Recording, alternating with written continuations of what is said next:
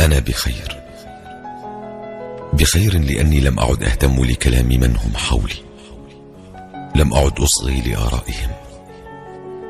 لم أعد آبه بإرضاء الناس أبدا، ولم أعد ألتفت إلى إسعادهم على حساب سعادتي، وأصبحت أعطي الفرص لنفسي بدلا من أن أهدرها لغيري. أنا بخير لأني أملك قوة قادرة على التقدم حتى وإن كسرت، غدرا، خيبة أم خيانة، لأني عرفت أن الناس كالكتب،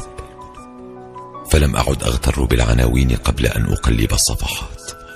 ولم أعد أعقد آمالا على أحد، فأنا صديق نفسي وعكازه.